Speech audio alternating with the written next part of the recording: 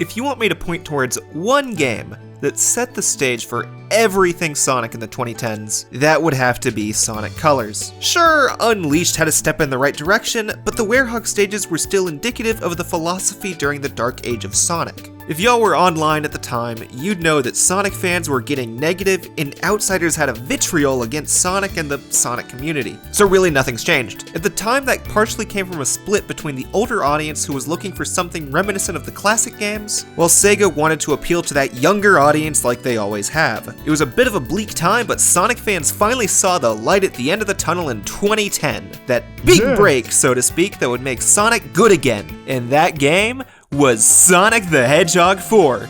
At least that's what we thought when the year started. Sega had a plan in 2010 for Sonic 4 to appease the older fans, while Colors was for the younger kids that they want to go for. Both games came out within a month of each other, and the general consensus was that Sonic Colors was the better game, but there was a bit of a denial period about Sonic 4's quality before everyone grew to agree it sucked fucking dick. While I certainly recall liking Colors, I honestly haven't played it since it came out, and right now, I want to see if the colors still feel right after Sonic and I had an extra decade. First thing to get straight, Sonic Colors was this big head out of our asses moment that Sonic Team needed at the time. By that, I mean they started listening to what fans were telling them to do. But never forget the age-old rule, Sonic fans don't know what the fuck they want. Though honestly, I'd say around 2008, 2009 was around when people agreed on most things. At least agreed as much as Sonic fans do. Get rid of the Monster of the Week plots, let Eggman be the main villain, the story should be less dark, playable Super Sonic, no obtuse gimmicks, and the only playable character should be Sonic in a gameplay like the day stages from Unleashed. And in Colors we can see this idea. From the very start, you just press start and you begin, just like the classic games. And you know what? When you go, it's fucking fast. If there's one thing I can give Colors, it is probably the best paced 3D Sonic experience. No Werehog, no hub worlds, no fishing, no 12-minute stages where you can't find that last goddamn torch. Looking good! You've got Sonic, and he goes from stage to stage with very few cutscenes between. This is a fast as shit game, and Sonic controls,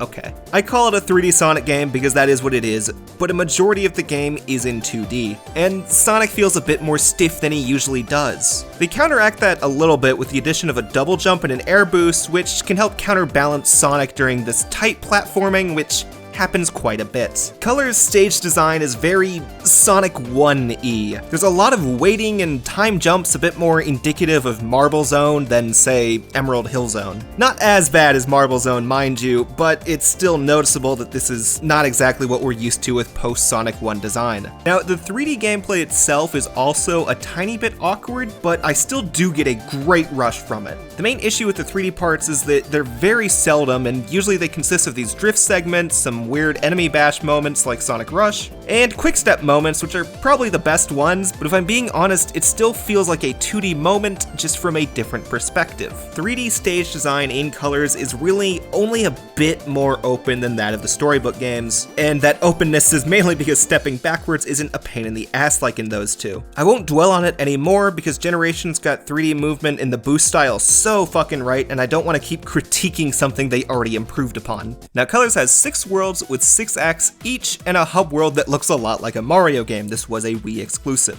That may sound like a lot of stages, but stage length is pretty variable not only by physical design, but your playstyle as well. Sonic has always put a lot of emphasis on discovering hidden paths for goodies, special stages, time gates, and what have you. And 3D Sonic tried multiple ways to make that work, and besides Adventure 1 and the extra missions in Adventure 2, they never really got them right for Sonic himself. Tails and Knuckles had it down pretty quickly, while Team Chaotix and Heroes was variable, and the missions in Shadow are fucking dreadful. What Colors did right is that it introduces the now, pick your adjective, there's no wrong choice, red rings that you find in the stages. They're an evolution of the medals from Unleashed, but there you had to find them in the stages and hub worlds, while also needing them to progress through the game. In Colors and future titles they appear in, the point of them are for unlocking extras. In Colors, that meant unlocking some basic-ass 2D stages that also have a co-op option. They're not the best designed stages, but finishing all of them rewards you with Super Sonic, which is actually the first time he's playable in a 3D Sonic game besides a final boss. It wasn't exactly mega hype because Sonic 4 had the real return of Super Sonic, but it was still neat to finally try him in 3D, especially when you take into account that every mainline Sonic game after this has an unlockable Super Sonic, even if they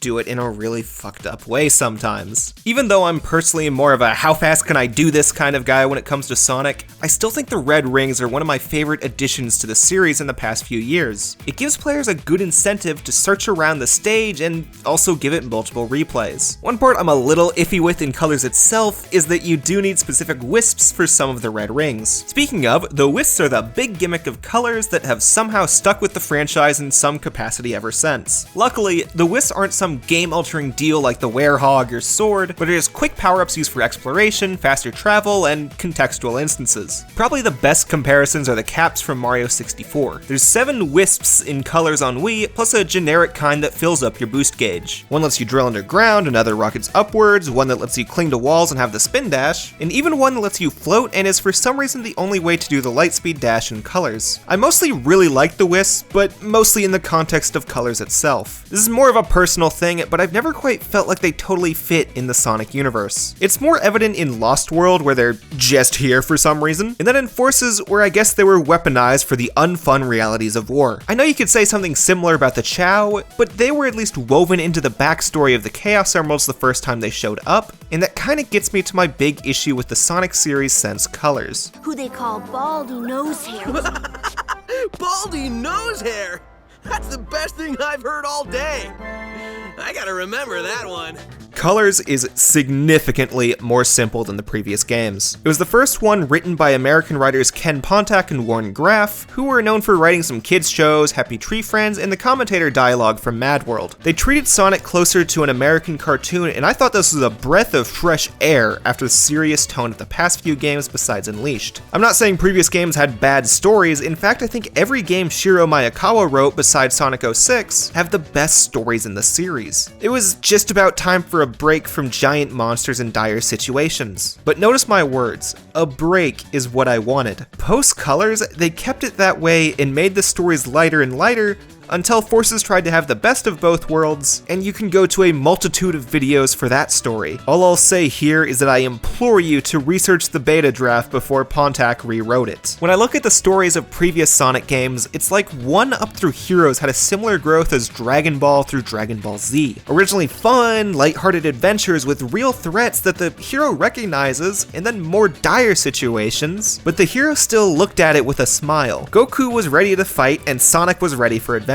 But I still want to stress, I don't blame Colors for this. First of all, I liked it at the time, and even when I replayed the game the other day, my friends and I chuckled at some of the lines. Like I said, this is what people wanted at the time, and it delivered. And I think that's the most important takeaway with this replay of Colors I did. Sonic Colors delivered, in the context of 2010. And I know usually when people say, this game was contextually good, that means it aged badly. But that's not the case for Colors. Sonic Colors is still fast as fuck, and I had a blast coming back to it. This is when Sonic was back, and being followed by Sonic Generations really exemplified that. Sonic Team took the chance to listen to fans and got all the stars out of it. And if the new remaster rumors are true, then I am ecstatic to reach one more time with them.